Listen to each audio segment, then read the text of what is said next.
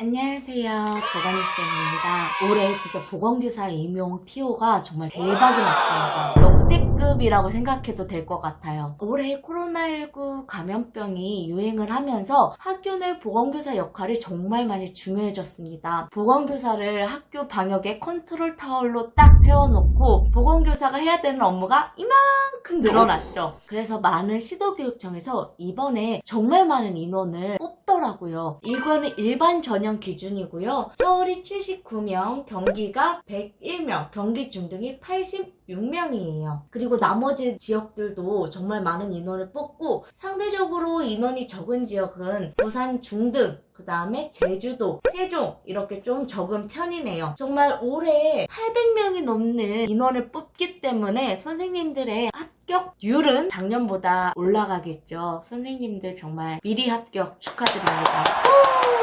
올해 코로나19 때문에 정말 고생 하시면서 공부하셨을 텐데 이번에 임용고시 시행 공고를 보고 많은 생각이 들었을 것 같아요. 어느 지역을 써야 내가 올해 합격할까? 이런 고민을 분명히 하실 거라고 생각합니다. 응시원서를 접수할 때 정말 많이 첫 번째로 신경 쓰는 게 작년도 합격 컷, 그 다음에 경쟁률이죠. 2019년도에 시험을 준비했던 선생님들의 경쟁률을 보면 제일 높았던 지역은 대구예요. 대구가 16.8로 경쟁률이 제일 높았고 합격 컷이 제일 높았던 지역은 서울입니다. 서울이 59점으로 제일 높았어요. 대구가 경쟁률도 높았고 합격 컷도 세 번째로 높았습니다. 상대적으로 합격 컷이 낮은 지역은 강원도 제일 낮았고요. 경쟁률이 제일 낮은 지역은 충북, 충남, 경북 초등 이렇게 좀 낮았네요. 그러면 그 전년도는 어땠을까요?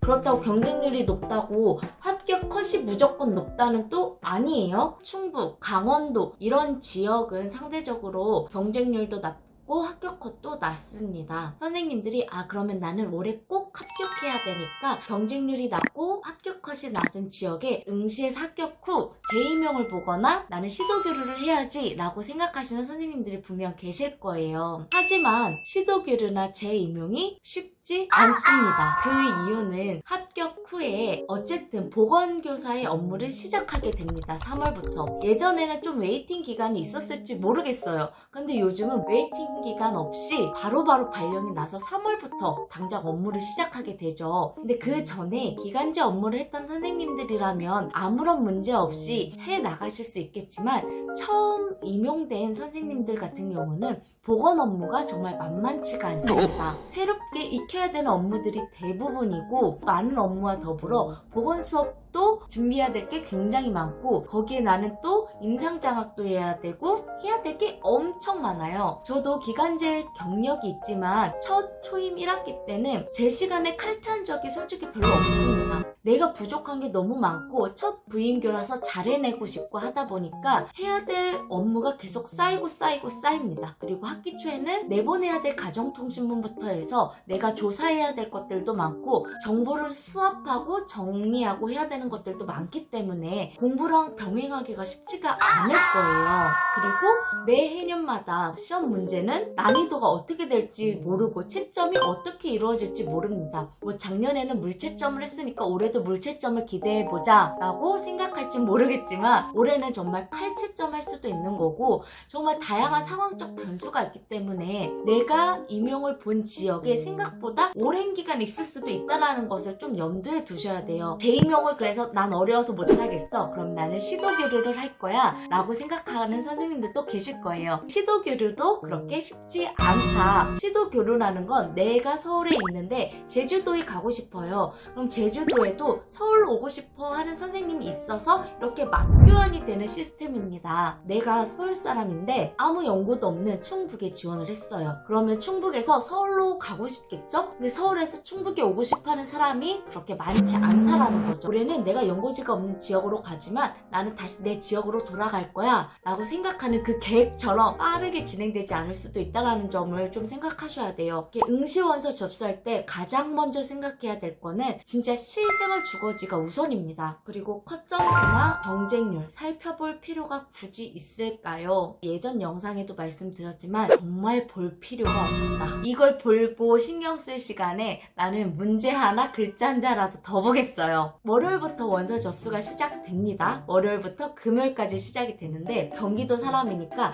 경기 초등이 되든 중등이 되든 상관없어요. 합격만 되면 돼요. 내가 월요일날 경기 초등에 지원을 해놔요. 그러면 경기 중등이 계속 신경 쓰인단 말이죠. 그래서 경기 초등, 중등 여러 수목을 살펴봅니다. 근데 마지막에 중등을 바꿨더니 최종 경쟁률에서 뒤바뀌는 수도 있어요. 그걸 신경 쓰는 일주일을 보내느니 그냥 경기 초등에 딱 지원해놓고 있는 겁니다. 경쟁률이 이렇게 나왔다더라. 알아서 뭐 합니까? 솔직히 알아서 뭐해요? 나만 합격하면 되는 거잖아요. 경쟁률이 뭐 15대 1이다. 내가 15명을 어떻게 제치지? 이렇게 불안감이 쌓이고 초조해지고 급급해지고 15명만 제치면 되는데 그 15명 안에는 정말 열심히 공부한 사람도 있겠지만 원서 한번 내볼까? 라고 하는 인원도 있을 거예요. 그러니까 굳이 경쟁률 확인하지 말자.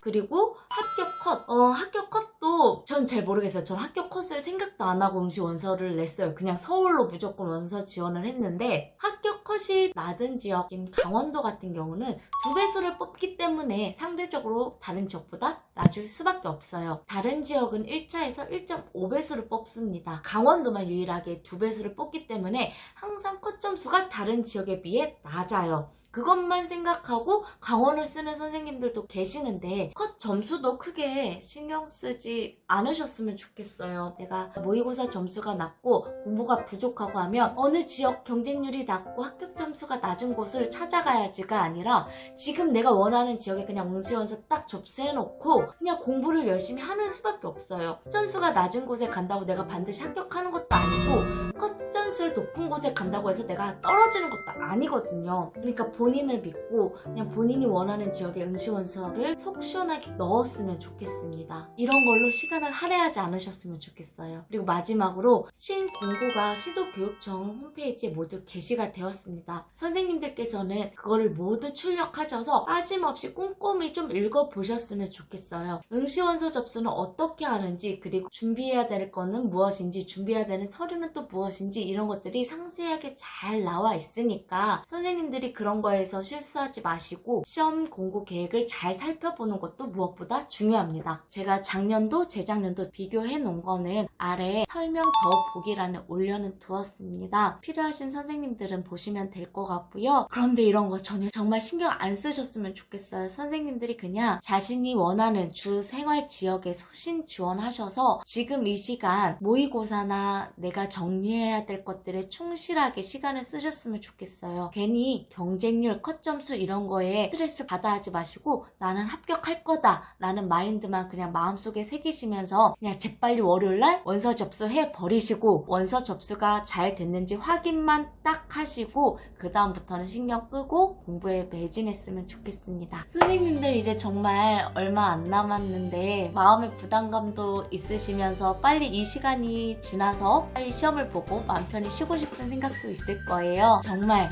이번에 합격 인원이 높은 만큼 좋은 합격률을 기대할 수도 있을 것 같으니까 우리 마지막까지 힘내서 열심히 하셨으면 좋겠습니다. 그럼 학교 현장에서 봐요. 안녕.